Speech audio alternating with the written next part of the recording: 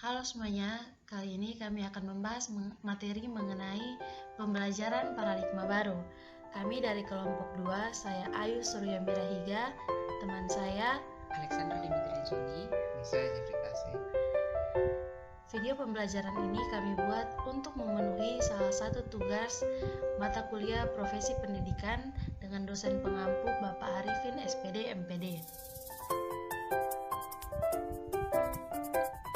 Kami akan membahas materi mengenai yang pertama pengertian kurikulum merdeka, yang kedua perbedaan kurikulum 2013 dengan kurikulum merdeka, yang ketiga Karakteristik pembelajaran kurikulum merdeka, dan yang keempat keunggulan kurikulum merdeka.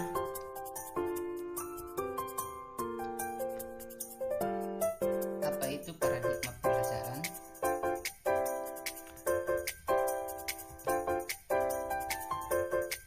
Paradigma pembelajaran adalah pengembangan sumber daya manusia bertanggung jawab untuk membantu perkembangan kapasitas belajar dalam pekerjaan jangka panjang pada tingkat individual, kelompok, dan organisasi. pengertian kurikulum merdeka. Menurut BSNP atau Badan Standar Nasional Pendidikan, pengertian kurikulum merdeka belajar adalah suatu kurikulum pembelajaran yang mengacu pada pendekatan bakat dan minat peserta didik. Di sini para pelajar, baik siswa maupun mahasiswa, dapat memilih pelajaran apa saja yang ingin dipelajari sesuai dengan bakat dan minatnya. Perbedaan kurikulum 2013 dengan Kurikulum Merdeka merupakan kurikulum penyederhanaan dari kurikulum sebelumnya. Terdapat beberapa perbedaan yang mencolok pada jenjang SD, SMP, dan SMA, yaitu yang pertama pada kerangka dasar. Nah, pada kerangka dasar, kurikulum Merdeka menambahkan pengembangan profil pelajar Pancasila. Profil pelajar Pancasila seperti yang kita ketahui bersama yaitu beriman, bertakwa kepada Tuhan Yang Maha Esa dan berakhlak mulia, berkebinekaan global, bergotong royong, mandiri, bernalar kritis, dan kreatif. Itu diterapkan pada peserta didik. Sedangkan pada kurikulum 2013, rancangan landasan utamanya yaitu tujuan sistem pendidikan nasional dan standar nasional pendidikan saja. Yang kedua, penerapan jam pelajaran.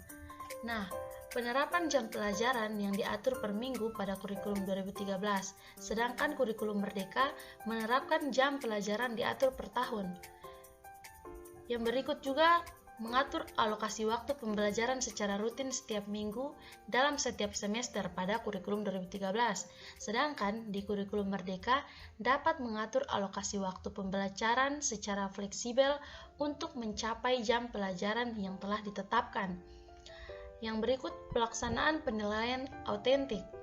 Nah, pada kurikulum 2013 lebih menguatkan pelaksanaan penilaian autentik pada setiap mata pelajaran. Sedangkan pada kurikulum Merdeka yaitu menguatkan pelaksanaan penilaian autentik terutama dalam proyek penguatan profil pelajar Pancasila. Yang berikut sistem penilaian. Pada kurikulum 2013 menerapkan sistem penilaian dibagi menjadi 3, yaitu penilaian sikap, pengetahuan, dan keterampilan. Sedangkan pada kurikulum Merdeka tidak ada pemisahan di antara 3 ranah tersebut. Yang berikut perangkat ajar tambahan. Pada kurikulum Merdeka ini, pemerintah menyediakan perangkat ajar tambahan berupa contoh-contoh modul ajar, alur tujuan pembelajaran, contoh proyek penguatan profil pelajar Pancasila seperti yang tadi saya jelaskan, dan juga contoh kurikulum operasional satuan pendidikan. Yang berikut perbedaan di jenjang sekolah. Yang pertama, perbedaan di jenjang sekolah dasar.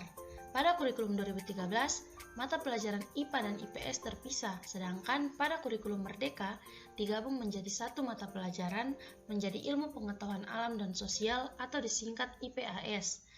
Yang berikut perbedaan di jenjang sekolah menengah pertama.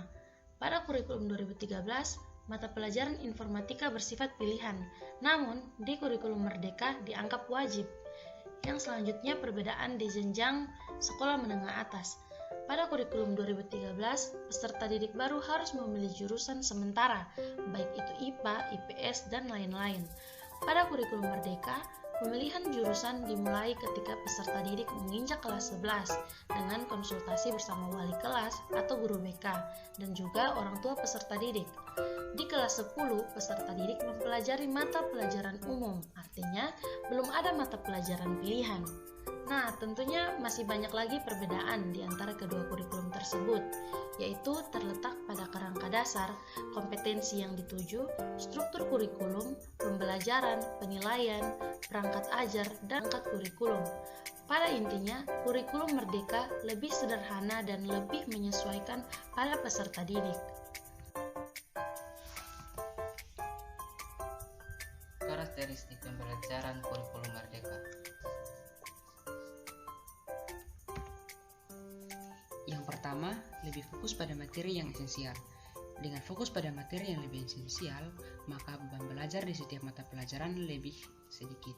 Hal ini bertujuan agar, yang pertama, guru mempunyai lebih banyak waktu untuk menerapkan metode pembelajaran yang lebih interaktif dan kolaboratif, seperti diskusi dan argumentasi, atau pembelajaran berbasis masalah dan pembelajaran berbasis proyek.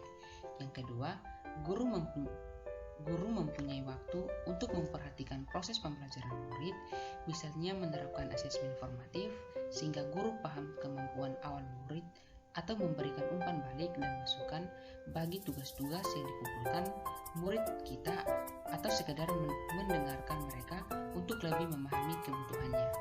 Yang ketiga, sekolah juga mempunyai ruang yang lebih banyak untuk menggunakan materi yang kontekstual sesuai dengan visi misi sekolah atau kondisi lingkungan sekitar. Yang berikut struktur kurikulum yang lebih fleksibel.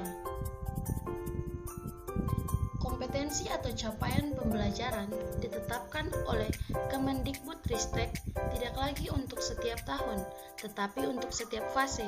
Misalnya untuk SD, Kemendikbudristek menetapkan capaian fase A di akhir kelas 2, fase B di akhir kelas 4, dan fase C di akhir kelas 6.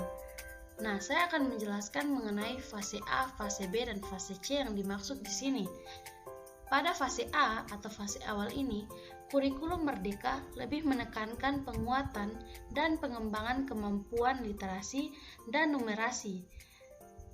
Sedangkan mata pelajaran yang diajarkan untuk 2 kelas yang ada di dalam fase ini juga tidak sebanyak 2 fase lanjutan setelah fase ini. Nah, fase berikutnya itu fase B. Pada fase ini, peserta didik mulai dikenalkan dengan sejumlah mata pelajaran baru yang sebelumnya belum diterapkan di fase A. Salah satunya adalah mata pelajaran ilmu pengetahuan alam dan sosial yang menjadi mata pelajaran wajib sejak peserta didik mulai memasuki kelas 3 atau dimulainya fase B. Nah, fase yang berikut atau fase C, ini peserta didik mulai disiapkan pada pendidikan untuk jenjang selanjutnya, meskipun penguatan literasi dan numerasi siswa tetap menjadi bagian, dan evaluasi guru sekaligus tetap mengedepankan proses pembelajaran berdasarkan minat dan bakat dari masing-masing siswa. Dan yang ketiga, tersedianya banyak perangkat ajar. Tersedianya banyak alat bantu bagi guru untuk mengajar seperti buku teks, modul ajar, asesmen, literasi, dan numerasi yang dapat digunakan untuk membantu perkembangan belajar murid. Perangkat-perangkat ini dapat langsung digunakan guru atau dapat dimodifikasi atau diadaptasi sesuai keperluan. Ada juga modul-modul pelatihan yang bisa diikuti oleh guru dan kepala sekolah secara mandiri. Semua itu akan disediakan di aplikasi Android dan website yang bernama Platform Merdeka Mengajar. Dengan 3 karakteristik ini tentu akan membantu guru untuk merancang pembelajaran yang lebih menyenangkan dan bermakna bagi murid. Pembelajaran yang menumbuh kembangkan murid secara holistik untuk menjadi pelajar Pancasila yang memiliki identitas keindonesiaan yang kuat dan siap menghadapi masa depan.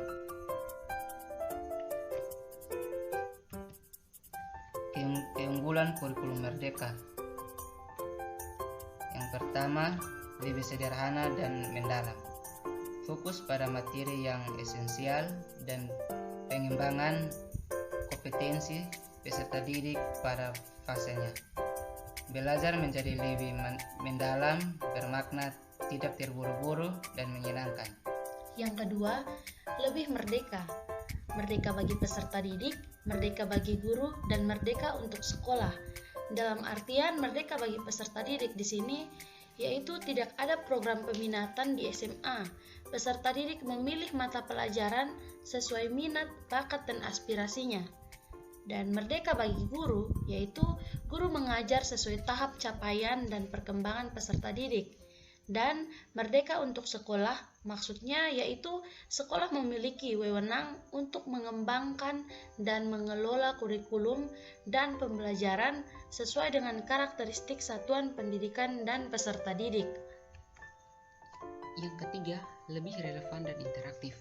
Pembelajaran melalui kegiatan project atau project-based learning memberikan kesempatan lebih luas kepada peserta didik untuk lebih secara aktif mengeksplorasi isu-isu aktual, misalnya isu lingkungan, kesehatan, dan lainnya, untuk mendukung pengembangan karakter dan kompetensi profil pelajar Pancasila yang relevan dengan kehidupan sehari-hari siswanya. Demikian hasil presentasi dari kelompok kami. Kurang dan lebihnya kami ucapkan maaf dan terima kasih. Sekian.